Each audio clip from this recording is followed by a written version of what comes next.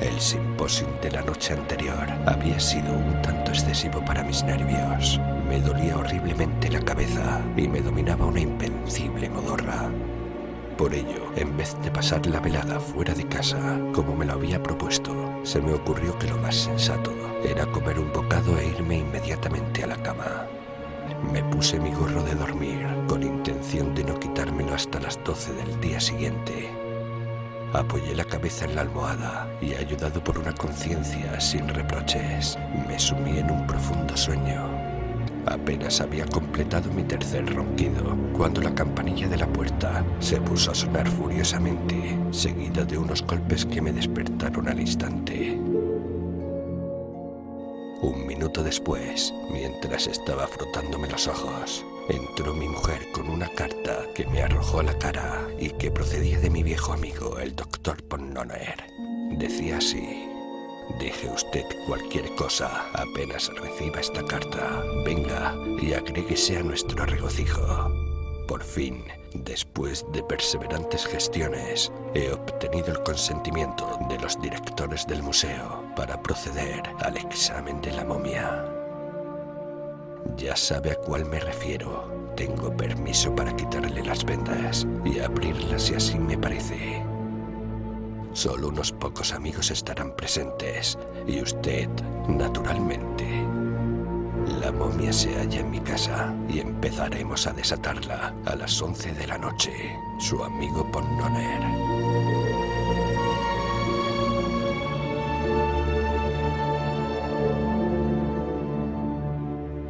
Me vestí con maravillosa rapidez y corrí a todo lo que daba a casa del doctor. Encontré allí a un grupo de personas llenas de ansiedad. Me habían estado esperando con impaciencia. La momia hallábase instalada sobre la mesa del comedor y apenas hube entrado, comenzó el examen. Aquella momia era una de las dos traídas pocos años antes por el capitán Arthur Sabretheis, primo de Ponnoner, de una tumba cerca de Letias, en las montañas líbicas, a considerable distancia de Tebas, sobre el Nilo.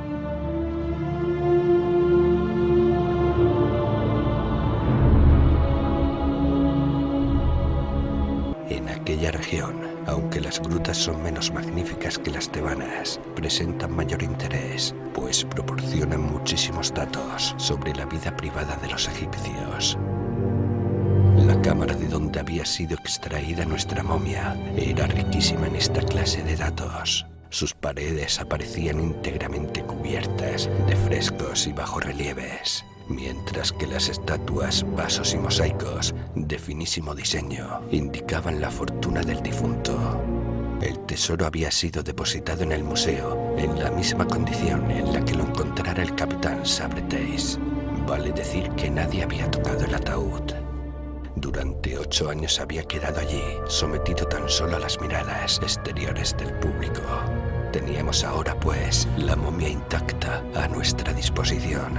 Y aquellos que saben cuán raramente llegan a nuestras playas antigüedades no robadas, comprenderán que no nos faltaban razones para congratularnos de nuestra buena fortuna. Acercándome a la mesa, vi una gran caja de casi 7 pies de largo, unos 3 de ancho y 2,5 de profundidad. La caja era oblonga, pero no en forma de ataúd. Supusimos al comienzo que había sido construida con madera, pero al cortar un trozo vimos que se trataba de cartón, o mejor dicho, de papel maché compuesto de papiro. Aparecía densamente ornada de pinturas que representaban escenas funerarias y otros temas de duelo. Entre ellos, y ocupando todas las posiciones, veíanse grupos de caracteres jeroglíficos que sin duda contenían el nombre del difunto. Por fortuna, Mr. Gliddon era de la partida y no tuvo dificultad en traducir los signos, simplemente fonéticos, y decirnos que componían la palabra Ayamistaqueo. Nos costó algún trabajo abrir la caja sin estropearla, pero luego de hacerlo dimos con una segunda en forma de ataúd, mucho menor que la primera, aunque en todo sentido parecida. El hueco entre las dos había sido rellenado con resina, por lo cual los colores de la caja interna estaban algo borrados. Cuando la abrimos, cosa que no nos dio ningún trabajo, llegamos a una tercera caja, también en forma de ataúd, idéntica a la segunda, salvo que era de cedro y emitía aún el peculiar aroma de esa madera. No había intervalo entre la segunda y la tercera caja, que estaban sumamente ajustadas. Abierta esta última, hallamos y extrajimos el cuerpo. Habíamos supuesto que, como de costumbre, estaría envuelto en vendas o fajas de lino, pero en su lugar hallamos una especie de estuche de papiro cubierto con una capa de yeso toscamente dorada y pintada. Las pinturas representaban temas correspondientes a los varios deberes del alma y su presentación ante diferentes deidades. Todo aquello acompañado de numerosas figuras humanas idénticas que probablemente pretendían ser retratos de la persona difunta. Extendida de la cabeza a los pies, aparecía una inscripción en forma de columna, trazada en jeroglíficos fonéticos, la cual repetía el nombre y títulos del muerto y los nombres y títulos de sus parientes. En el cuello de la momia que emergía de aquel estuche había un collar de cuentas cilíndricas de vidrio y de diversos colores, dispuestas de modo que formaban imágenes de dioses, el escarabajo sagrado y el globo alado. La cintura estaba ceñida por un cinturón o collar parecido. Arrancando el papiro, descubrimos que la carne se hallaba perfectamente conservada y que no despedía el menor olor. Era de coloración rojiza. La piel aparecía muy seca, lisa y brillante. Dientes y cabello se hallaban en buen estado. Los ojos, según nos pareció, habían sido extraídos y reemplazados por otros de vidrio, muy hermosos y de extraordinario parecido a los naturales, salvo que miraban de una manera demasiado fija. Los dedos y las uñas habían sido brillantemente dorados. Mr. Glaydon era de opinión que, dada la rareza de la epidermis, el embalsamamiento debía haberse efectuado con betún. Revisamos cuidadosamente el cadáver, buscando las habituales aberturas por las cuales se extraían las entrañas, pero con gran sorpresa no las descubrimos. Ninguno de nosotros sabía en aquel momento que con frecuencia suelen encontrarse momias que no han sido vaciadas. Regularmente se acostumbraba a extraer el cerebro por las fosas nasales y los intestinos por una incisión del costado. El cuerpo era luego afeitado, lavado y puesto en salmuera, donde permanecía varias semanas hasta el momento del embalsamamiento propiamente dicho. Se decidió entonces postergar el examen interno hasta la noche siguiente, y estábamos a punto de separarnos cuando alguien sugirió hacer una o dos experiencias con la pila voltaica. Si la aplicación de electricidad a una momia cuya antigüedad se remontaba por lo menos a 3 o 4 mil años no era demasiado sensata, resultaba en cambio lo bastante original como para que todos aprobáramos la idea. 1 décimo en serio y 9 décimos en broma. Preparamos una batería en el consultorio del doctor y trasladamos allí a nuestro egipcio. El músculo no dio la menor muestra de sensibilidad galvánica cuando establecimos el contacto. Esta primera prueba nos pareció decisiva y, riéndonos de nuestra insensatez, nos despedíamos hasta la siguiente sesión, cuando mis ojos cayeron casualmente sobre los de la momia y quedaron clavados por la estupefacción. Me había bastado una mirada para darme cuenta de que aquellos ojos, que suponíamos de vidrio y que nos habían llamado la atención por cierta extraña fijeza, se hallaban ahora tan cubiertos por los párpados que solo una pequeña porción de la túnica albuginea era visible. Lanzando un grito llamé la atención de todos sobre el fenómeno, que no podía ser puesto en discusión. En cuanto al resto de los asistentes, no trataron de disimular el espanto que se apoderó de ellos. Daba lástima contemplar al doctor Bonnoner, Mr. Glaydon, gracias a un procedimiento inexplicable, había conseguido hacerse invisible. En cuanto a Mr. Silk, no creo que tendrá la audacia de negar que se había metido a gatas debajo de la mesa. Pasado el primer momento de estupefacción, resolvimos de común acuerdo proseguir la experiencia. Dirigimos nuestros esfuerzos hacia el dedo gordo del pie derecho. Realizamos una pequeña incisión en la zona exterior, llegando hasta la raíz del músculo abductor. Luego de reajustar la batería, aplicamos la corriente a los nervios al descubierto. Entonces, con un movimiento extraordinariamente lleno de vida, la momia levantó la rodilla derecha hasta ponerla casi en contacto con el abdomen y, estirando la pierna con inconcebible fuerza, descargó contra el Dr. von Nonner un golpe que tuvo por efecto hacer salir a dicho caballero como una flecha disparada por una catapulta, proyectándolo por una ventana a la calle. Corrimos en masa a recoger los destrozados restos de la víctima, pero tuvimos la alegría de encontrarla en la escalera, subiendo a toda velocidad, abrasado de fervor científico y más que nunca convencido de que debíamos proseguir el experimento sin desfallecer.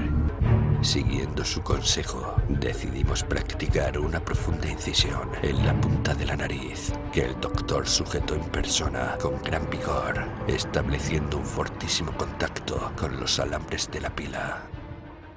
Moral y físicamente, figurativa y literalmente, el efecto producido fue eléctrico.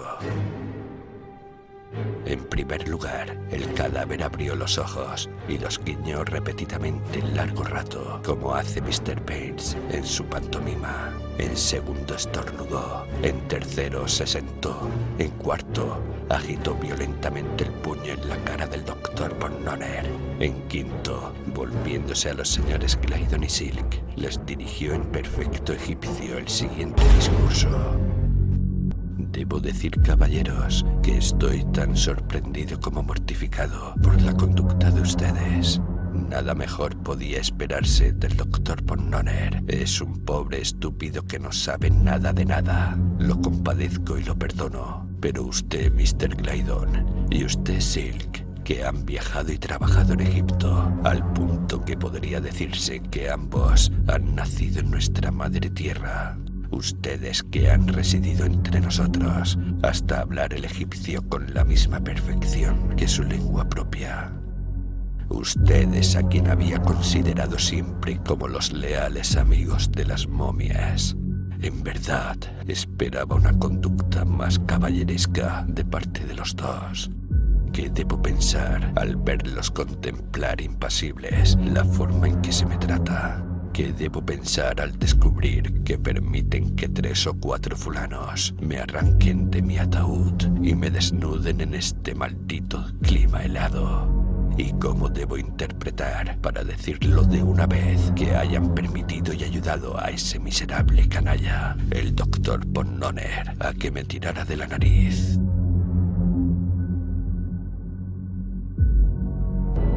Nadie dudará, presumo, de que dadas las circunstancias y el antedicho discurso, corrimos todos hacia la puerta, nos pusimos histéricos o nos desmayamos cuán largos éramos. Puede ser asimismo que el aire tan natural y corriente de la momia privara sus palabras de todo efecto aterrador. De todos modos, los hechos son como los he contado, y ninguno de nosotros demostró espanto especial, ni pareció considerar que lo que sucedía fuese algo fuera de lo normal. Por mi parte me sentía convencido de que todo estaba en orden y me limité a correrme a un costado, lejos del alcance de los puños del egipcio. El Dr. von Nonner se metió las manos en los bolsillos del pantalón, miró con fijeza a la momia y se puso extraordinariamente rojo. El egipcio lo miró severamente durante largo rato, tras lo cual hizo un gesto despectivo y le dijo: ¿Por qué no me contesta, Mr. Buckingham? ¿Ha oído o no lo que acabo de preguntarle? Sáquese ese maldito dedo de la boca. Al no recibir respuesta, la momia se volvió malhumorada a Mr. Claydon y con tono perentorio le preguntó qué diablos pretendíamos todos. Aprovecharé la ocasión para hacer notar que la conversación con la momia se desarrolló en egipcio antiguo. Tanto yo como los otros miembros no eruditos del grupo contamos con los señores Claydon y Buckingham como intérpretes. Estos caballeros hablaban la lengua materna de la momia con inimitable fluidez y gracia, pero no pude dejar de observar que a causa sin duda de la introducción de imágenes modernas, vale decir absolutamente novedosas para el egipcio, ambos eruditos se veían obligados en ocasiones a emplear formas concretas para explicar determinadas cosas.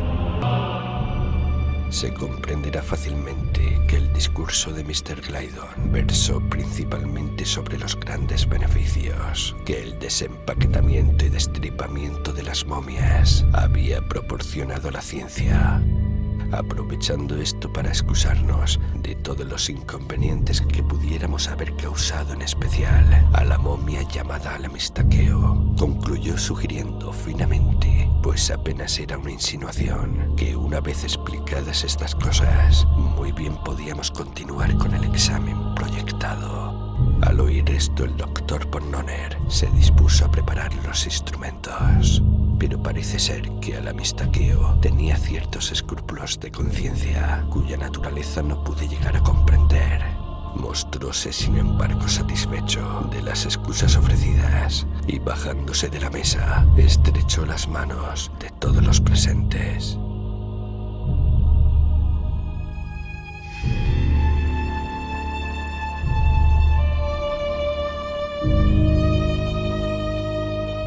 Terminada esta ceremonia, nos ocupamos inmediatamente en reparar los daños que el bisturí había ocasionado en nuestro sujeto. Le cosimos la herida de la frente, le vendamos el pie y le aplicamos una pulgada cuadrada de esparadrapo negro en la punta de la nariz.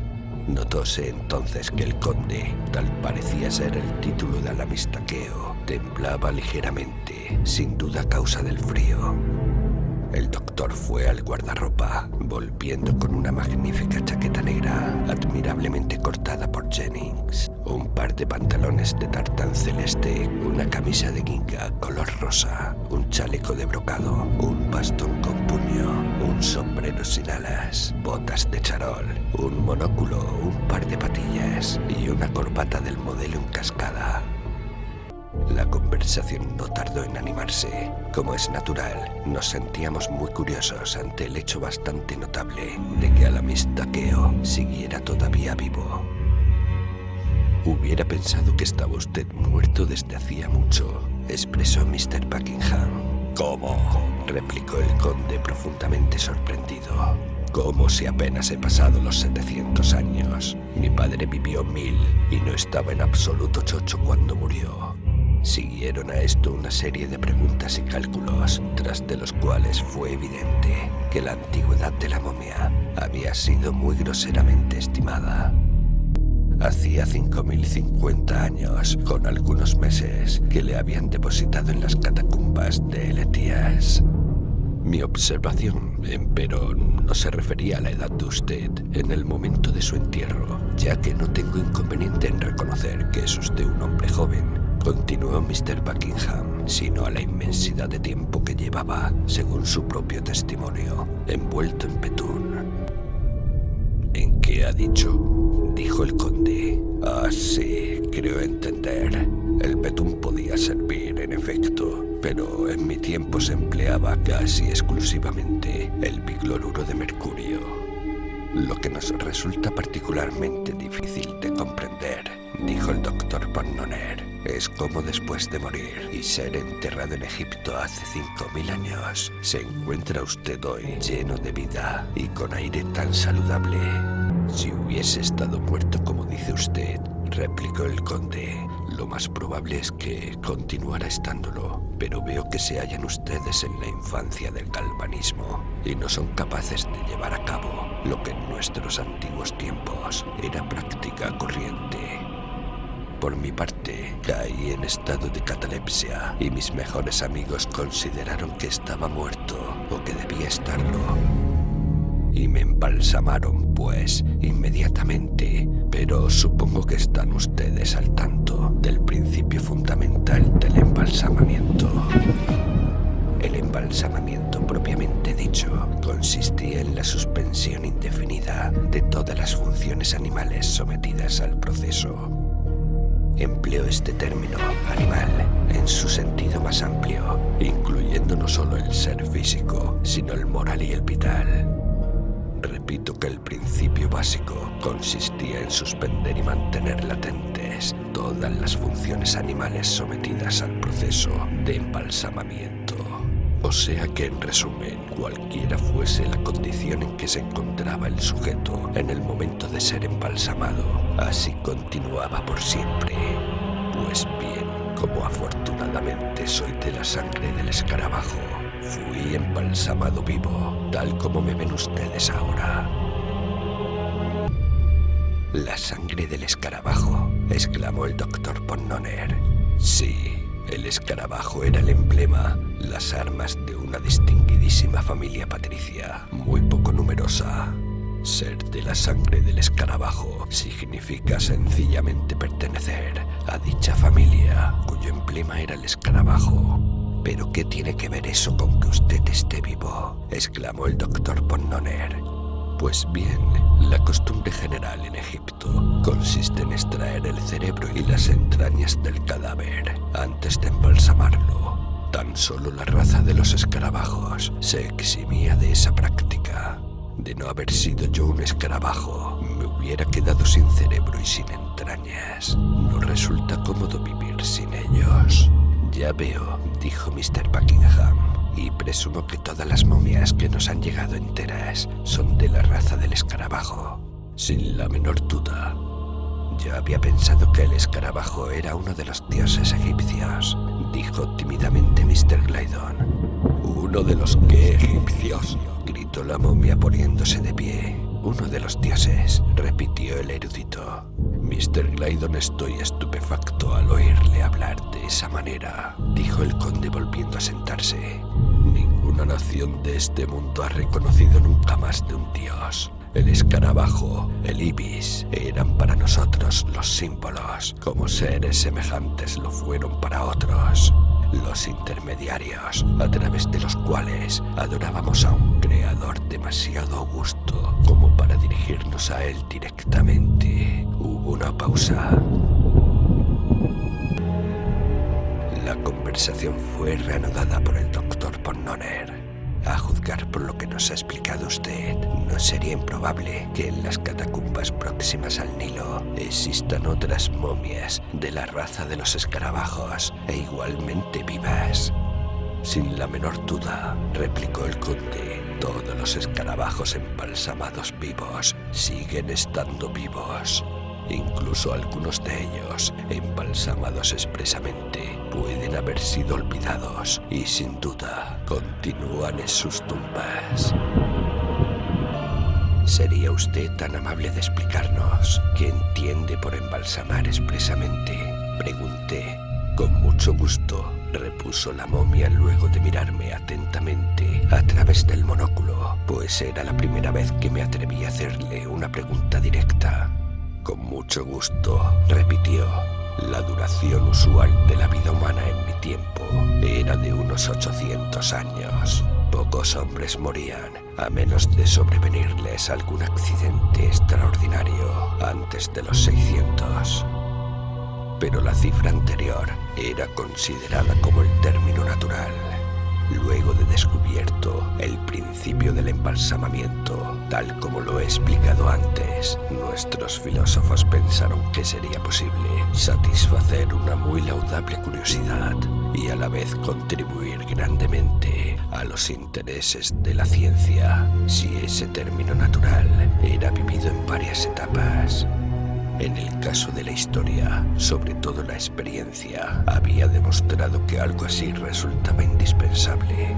Un historiador, por ejemplo, llegado a la edad de 500 años, escribía un libro con muchísimo celo y luego se hacía embalsamar cuidadosamente, dejando dejando instrucciones a sus albaceas pro tempore para que lo resucitaran transcurrido un cierto periodo, digamos 500 o 600 años.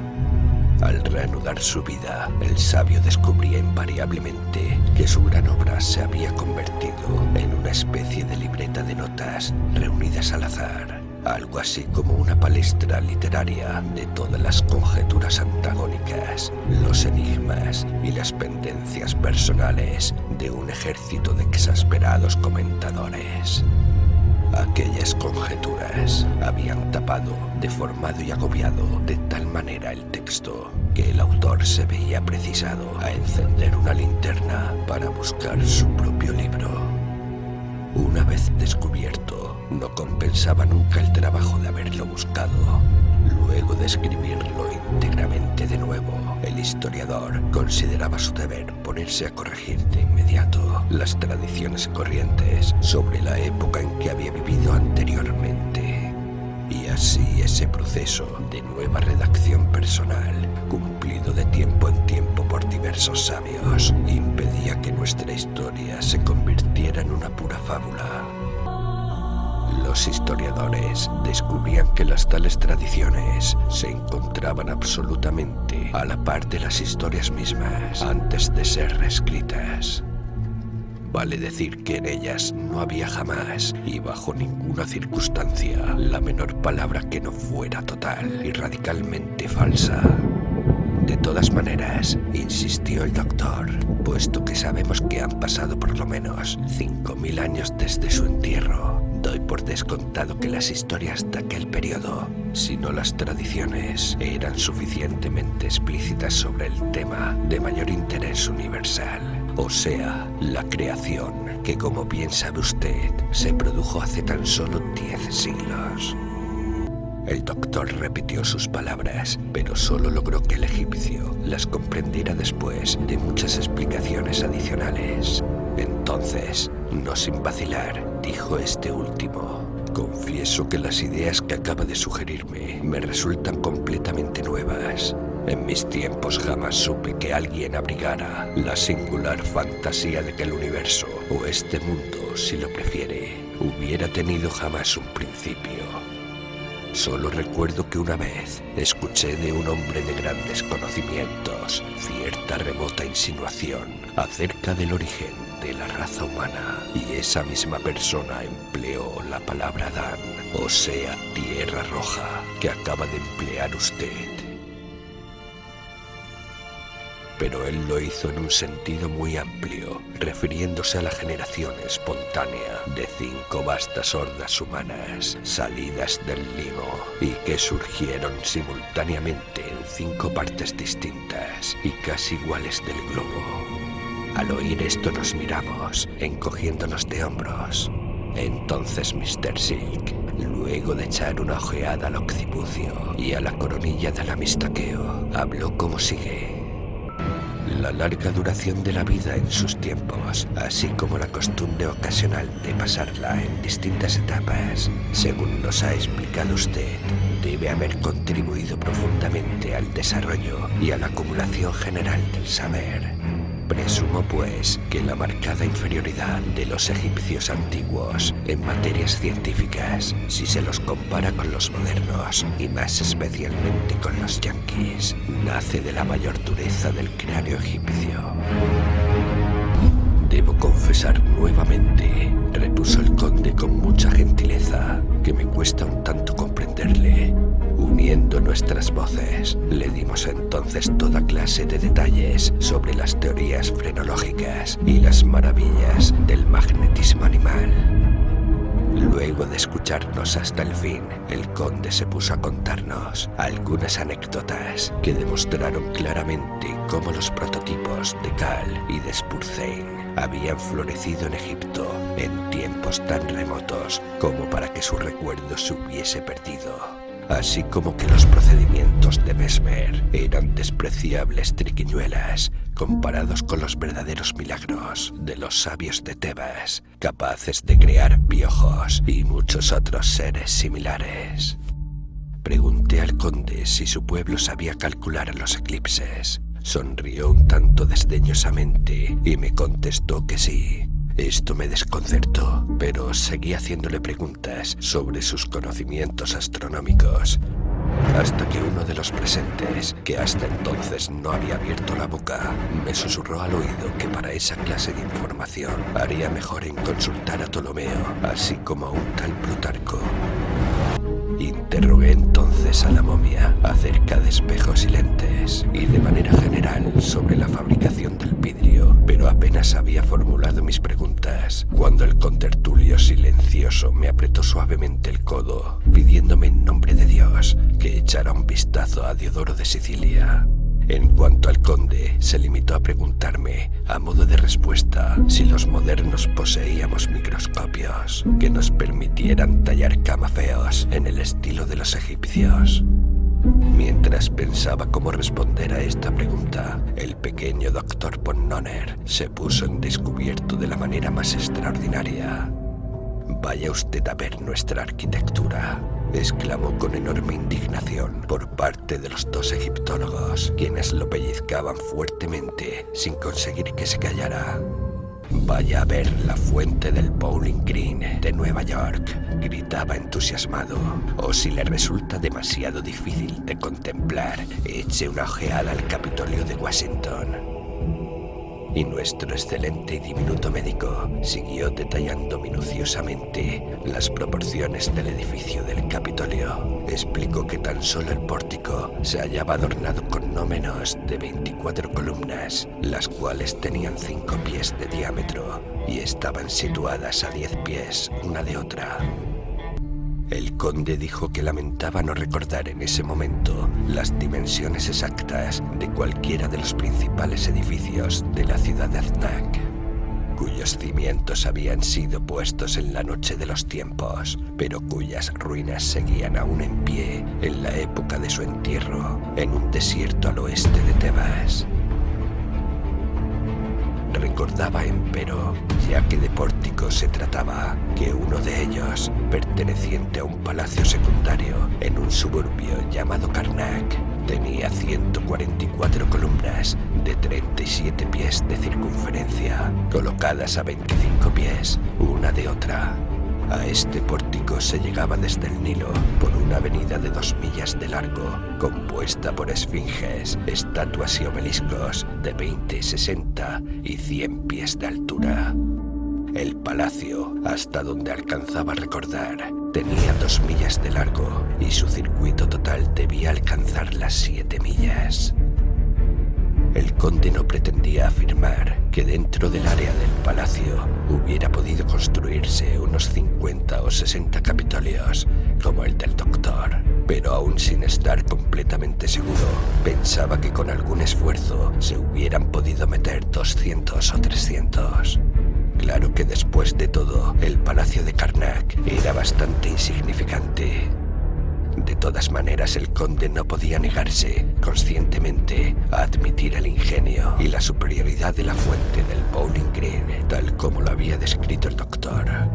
Pregunté entonces al conde qué opinaba de nuestro ferrocarril.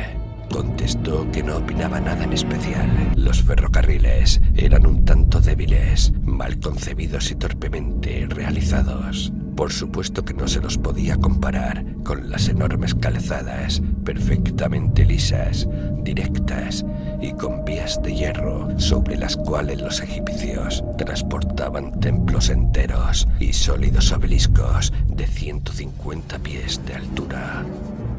Mencioné pues nuestro acero, pero el egipcio levantó desdeñosamente la nariz y me preguntó si nuestro acero habría podido ejecutar los profundos relieves que se ven en los obeliscos y que se ejecutaban con la sola ayuda de instrumentos de cobre.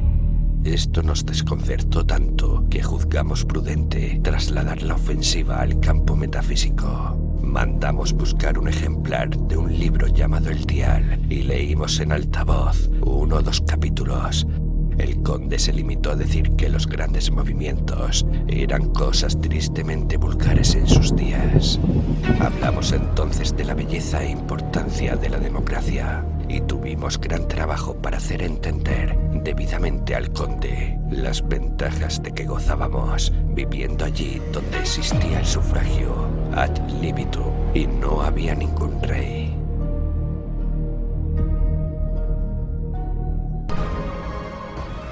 Nos escuchó muy interesado y en realidad me dio la impresión de que se divertía muchísimo.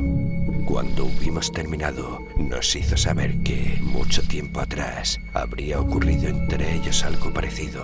13 provincias egipcias decidieron ser libres y dar un magnífico ejemplo al resto de la humanidad. Sus sabios se reunieron y confeccionaron la más ingeniosa constitución que pueda concebirse. Durante un tiempo se las arreglaron notablemente bien, solo que su tendencia a la fanfarronería era prodigiosa. La cosa terminó, empero, el día en que los 15 estados, a los que se unieron otros 15 o 20, se consolidaron creando el más odioso e insoportable despotismo que jamás se haya visto en la superficie de la tierra. Pregunté el nombre del tirano usurpador. El conde creía recordar que se llamaba Populacho. No sabiendo qué decir a esto, alcé mi voz para deplorar la ignorancia de los egipcios sobre el vapor. El conde me miró lleno de asombro, pero no dijo nada. En cambio, el contertulio silencioso me dio fuertemente en las costillas, diciéndome que bastante había hecho ya el ridículo y preguntándome si realmente era tan tonto como para no saber que la moderna máquina de vapor deriva de la invención de Hero, pasando por Salomón de Caus. Nos hallábamos en grave peligro de ser derrotados, pero entonces, para nuestra buena suerte, el doctor Pornoner acudió a socorrernos e inquirió si el pueblo egipcio pretendía rivalizar seriamente con los modernos en la importantísima cuestión del vestido. Recobramos así nuestro ánimo y el doctor, acercándose a la momia, le pidió que declarara francamente, por su honor de caballero, si alguna vez los egipcios habían sido capaces de comprender la fabricación de las pastillas de Pornoner o de las píldoras de Brandet. Esperamos ansiosamente una respuesta, pero en vano. La respuesta no llegaba. El egipcio se sonrojó y bajó la cabeza. Jamás se vio triunfo más completo. Jamás una derrota fue sobrellevada con tan poca gracia. Realmente me resultaba insoportable el espectáculo de la mortificación de la pobre momia. Busqué mi sombrero, me incliné secamente y salí. Que eran las 4 pasadas, y me metí inmediatamente en cama. Son ahora las 10 de la mañana. Desde las 7 estoy levantado redactando esta crónica para beneficio de mi familia y de la humanidad. A la primera no volveré a verla. Mi mujer es una arpía. Diré la verdad, estoy amargamente cansado de esta vida y del siglo XIX. Me siento convencido de que todo va mal. Además tengo gran ansiedad por saber quién será presidente en 2045. Por eso tan pronto me haya afeitado y bebido una taza de café, volveré a casa de Pornoner y me haré embalsamar por un par de cientos de años.